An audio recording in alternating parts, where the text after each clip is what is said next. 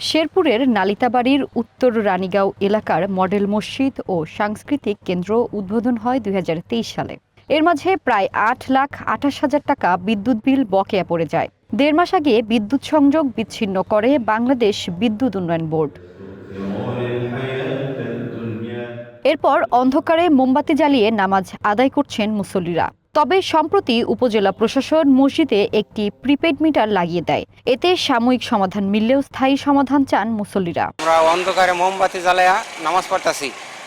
ওখানকার রোজার মাস আরো আমার সমস্যা, আমরা কোনো ওযু করতে পারি না। অনেক মুসল্লি আয় দূরতে তারাবি নামাজ পড়তে, কিন্তু ওযু করা হয় না, কোনো পানি নেই। বিদ্যুৎ লাইন কাটিয়ে দিয়ে গেছে, এনে খুব সমস্যা, খুব চোখে দেখা যায় অন্ধকার থাকে। মোম জ্বালালে অল্প আলো হয়, আলো দেখা যায় বেশি, অল্প অল্প দেখা যায়। অন্ধকারে চলাফেরা কষ্ট, এমনি মসজিদ পরিষ্কার পরিচ্ছন্নতা রাখা ওটা কষ্ট।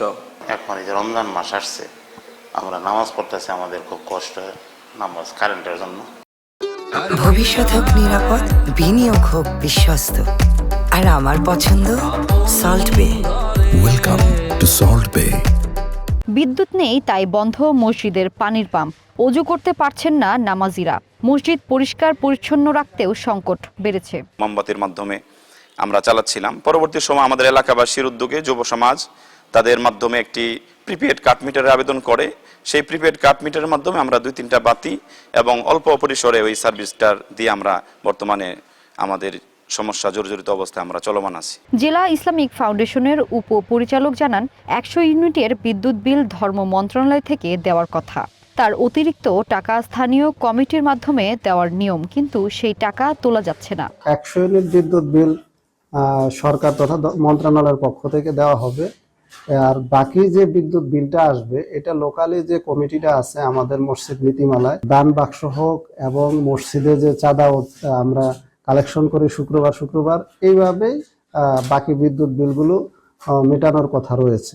মসজিদের বিদ্যুৎ সমস্যার স্থায়ী সমাধানে ঊর্ধ্বতন কর্তৃপক্ষকে জানানোর আশ্বাস দিয়েছেন মসজিদ পরিচালনা কমিটির সভাপতি ইউএনও। দীর্ঘ সময় ধরে বিদ্যুৎ নেই, বিষয়টি আমার জানা ছিল না।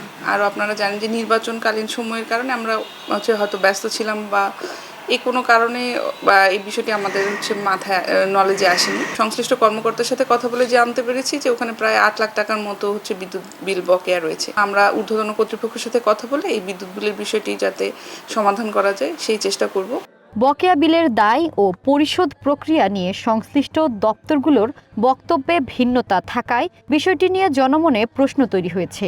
এখন বকেয়া ৮,২৮,০০০ টাকা পরিশোধ ও স্থায়ী সমাধান কিভাবে হবে সেদিকেই তাকিয়ে স্থানীয় মুসল্লি ও সচেতন মহল। Desk report, one news.